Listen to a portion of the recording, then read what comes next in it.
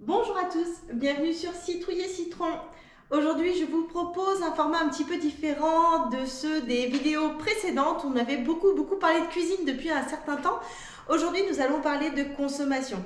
Et si vous connaissez la philosophie du contenu de la chaîne Citrouille et Citron, vous allez vous douter qu'on va parler de consommation raisonnée.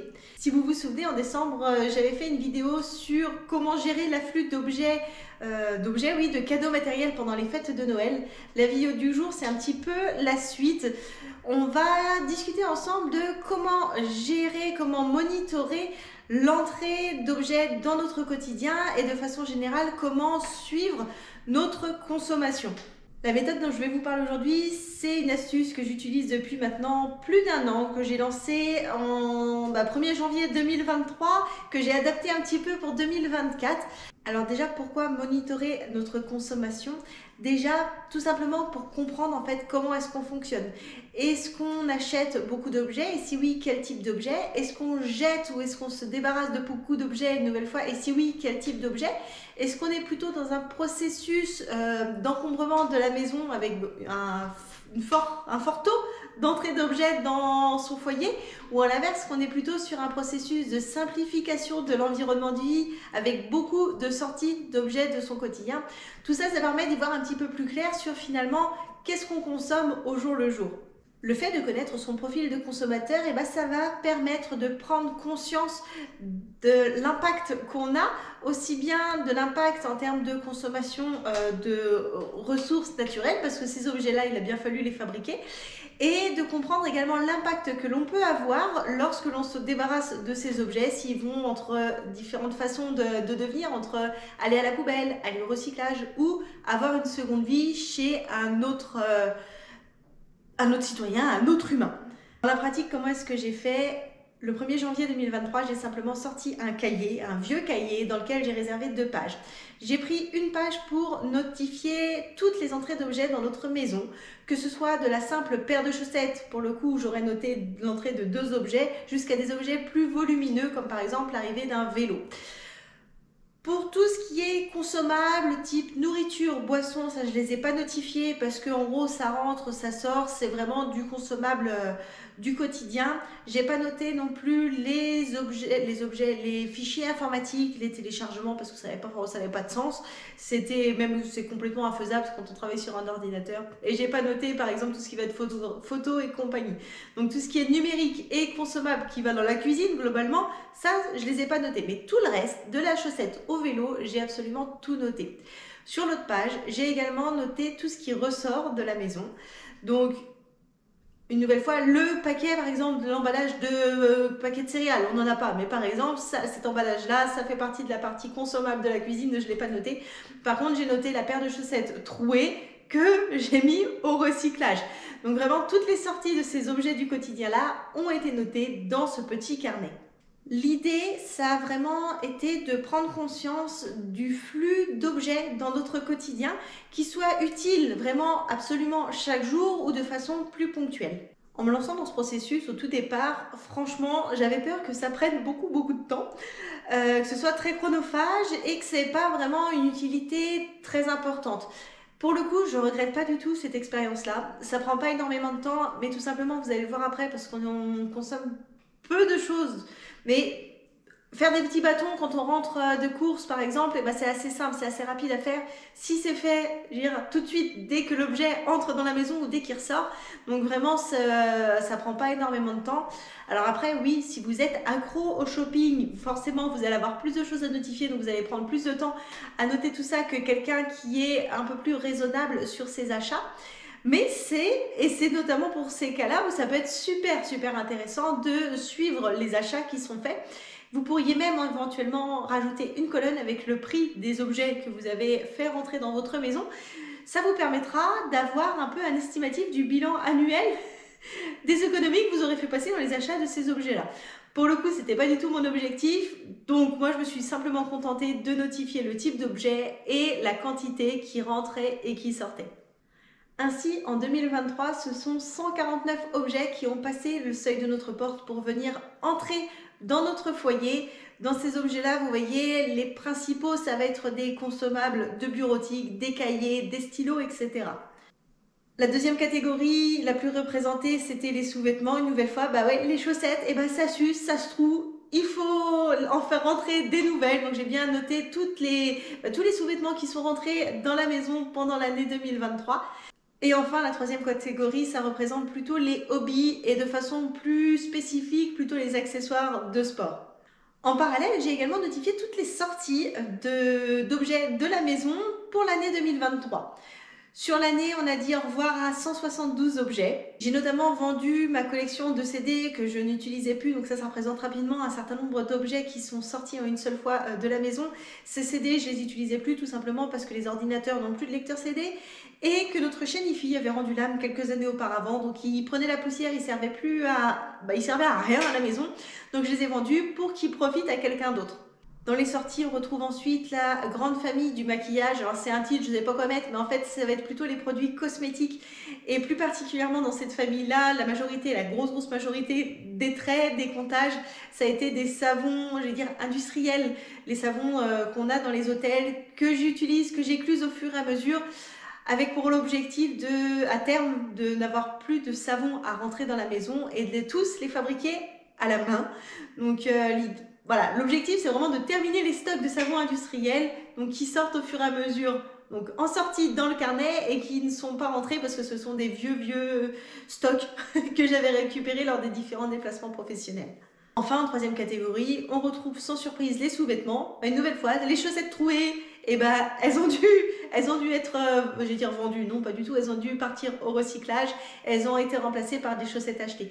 Donc, toute la partie vêtements, notamment toutes les entrées, ça sert à remplacer des sorties de vêtements qui étaient complètement fichus et qui sont partis à la benne de recyclage. Quand on fait la différence entre les entrées et les sorties, on a du coup un solde négatif de 23 objets. Ça veut dire qu'on a désencombré la maison de 23 objets tout au long de l'année 2023. Alors c'est pas fait exprès, cette répétition du nombre 23, mais en tout cas voilà, ce bilan m'a permis de confirmer deux choses. La première, c'est qu'on est très peu consommateurs. Finalement, les entrées sont assez peu nombreuses. Et l'autre point, c'est que les sorties également sont peu nombreuses. Et ça confirme le fait qu'en finalement, les objets qu'on a à la maison, on les utilise jusqu'à leur belle mort. On a très peu d'objets qu'on va vendre, à l'exception par exemple des CD. Mais quand on a un objet, on va vraiment l'utiliser jusqu'à ce qu'il soit plus utilisable. Donc après, il part soit au recyclage, soit à la poubelle, selon la filière, selon le matériau. Mais on a très peu d'objets qui vont être... qu'on peut donner à la fin parce qu'ils sont plus... Voilà, c'est une chaussette trouée, on n'en fait absolument rien, mis à part un chiffon pour faire le ménage, et puis après ça part vraiment au recyclage. Ces petits chiffres, que ce soit aussi bien en entrée qu'en sortie, ils m'ont rassurée parce que finalement ils m'ont permis de me rendre compte que notre mode de consommation, notre mode de vie colle bien avec le discours qu'on porte au quotidien, que ce soit sur Citrouille et Citron ou le discours qu'on a avec nos amis, avec nos proches, avec les connaissances.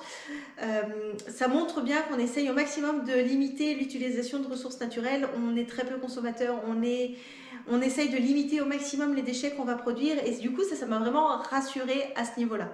Personnellement, j'ai pris beaucoup de plaisir à suivre, à notifier ces entrées, ces sorties d'objets dans le quotidien et ça m'a vraiment permis de consommer de façon encore plus consciente au quotidien. Sans me prendre la tête une nouvelle fois, ça allait très très vite à renseigner.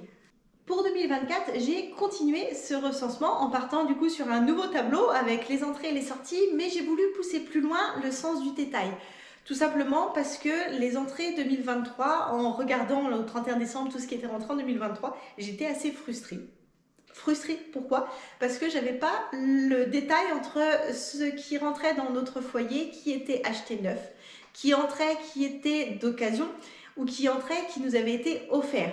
Et ça me paraissait important d'avoir ce distinguo entre ces trois origines possibles de matériaux, d'objets qui arrivaient dans notre maison.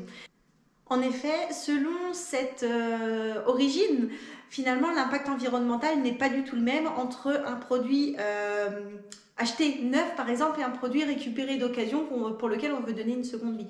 Et par exemple, ça c'était le cas notamment pour 2023, toute la partie cahier, pour le coup, qui représentait un sacré chiffre d'objets qui sont rentrés dans notre maison. En fait, ces cahiers-là, ce sont des récup des cahiers scolaires que j'avais quand j'étais petite, qui prenaient la poussière dans le grenier de mes parents et que j'ai voulu récupérer pour donner une seconde vie, parce que les arbres qui ont été abattus pour fabriquer ces cahiers-là, eh ben, autant que ça ait servi à quelque chose. Donc ces cahiers vont être utilisés au fur et à mesure. Donc l'idée, c'est vraiment de leur donner une seconde vie. A contrario, si ça avait été 20 cahiers achetés neufs pour lesquels on ne ferait absolument rien, l'impact environnemental aurait été vraiment dévastateur.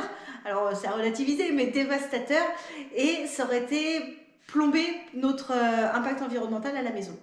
Cette année, je vais donc simplement utiliser un code couleur pour identifier l'origine de les 3 origines possibles que j'imagine: achat neuf, occasion, cadeau. Parce que tout ce qui va être achat, c'est des leviers sur lesquels on a assez facile à jouer parce que c'est de notre ressort. Le levier, l'entrée cadeau, c'est un peu plus compliqué à gérer. Mais je pense que ça peut être intéressant d'avoir la distinction de ces 3 origines-là. Ensuite, on pourrait tout à fait imaginer le même schéma de couleurs pour les sorties, en identifiant est-ce que ça a été vendu, est-ce que ça a été donné, ou est-ce que c'est parti à la poubelle ou au recyclage. Pour le coup, la grosse majorité des objets qui sortent de notre maison, comme je l'ai dit, c'est des choses qui vont partir à la poubelle ou au recyclage parce qu'ils sont plus du tout utilisables. Je vois pas l'intérêt de faire la distinction, mais ça peut être intéressant dans certains cas. Les conclusions qui peuvent ressortir de ce monitoring, ça peut être par exemple si vous achetez beaucoup et qu'à l'inverse il y a peu d'objets qui sortent de votre maison, ça peut signifier que vous êtes en train d'encombrer votre intérieur. À l'inverse, si vous achetez peu mais qu'il y a beaucoup de sorties, quelles qu'elles soient, ça signifie plutôt qu'à l'inverse vous êtes en train de simplifier votre environnement de vie intérieur. Vous pourriez également avoir des cas où vous achetez beaucoup avec beaucoup de sorties d'objets qui sont vendus, et du coup ça peut poser question sur votre façon de consommer. Est-ce que ça peut vouloir dire que vous n'êtes pas en train d'encombrer votre maison, mais par contre que vous êtes un gros consommateur, donc un gros consommateur de ressources naturelles. Même si vous leur cherchez une seconde vie, ces objets-là, à la base, si vous ne les aviez pas achetés, ils n'auraient pas eu l'utilité par exemple d'être produits. Donc ça peut être intéressant en fait de suivre aussi bien les entrées que les sorties pour prendre vraiment conscience de nos modes de consommation et prendre du recul finalement quand on va passer en caisse, se poser la question, cet objet, est-ce que j'ai vraiment envie de le noter dans le cahier quand j'arrive à la maison, dans les entrées par exemple. Alors ça peut sembler cucu de noter les entrées et les sorties de vos objets. Personnellement, moi qui n'aime pas me complexifier la vie, j'ai trouvé ça super intéressant pour mieux comprendre notre consommation et notre production de déchets au quotidien. En tout cas, une chose est sûre, et si là-dessus je peux vous rassurer, allez-y. Si vous avez peur en fait de passer trop de temps, vous inquiétez pas. Moi, c'était ma peur principale quand je me suis lancée au 1er janvier 2023, c'était de passer trop de temps dessus. Si vous notez bien, dès que l'objet passe le seuil de votre porte, que ce soit pour rentrer ou pour sortir, si vous le notez bien dans le cahier, dans votre tableur ou sur votre téléphone, selon le mode de suivi que vous préférez, ça prend vraiment que quelques secondes, grand maximum, c'est juste un trait ou un chiffre. Ça va ultra vite, et par rapport aux bénéfices que ça apporte derrière, je trouve que ça vaut vraiment le coup, et c'est pour ça que je le recommence ce principe-là sur 2024. Si ça vous intéresse, on fera un point fin 2024, début 2025 pour voir l'évolution de la consommation ici, l'évolution des chiffres, voir qu'est-ce que ça donne. En tout cas, moi, ça m'a vraiment beaucoup plu, et ça m'a permis de prendre du recul sur nos achats au quotidien. Voilà l'outil que j'utilise maintenant depuis plus d'un an pour suivre nos achats.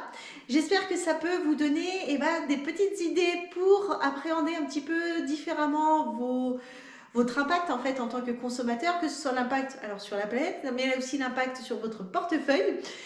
J'espère que cette vidéo elle vous a plu. Si c'est le cas, comme d'habitude, pensez à la liker, à vous abonner à la chaîne et à cliquer sur la petite cloche pour être averti de la publication de la prochaine vidéo. Et moi, je vous dis à très bientôt sur Citrouille et Citron.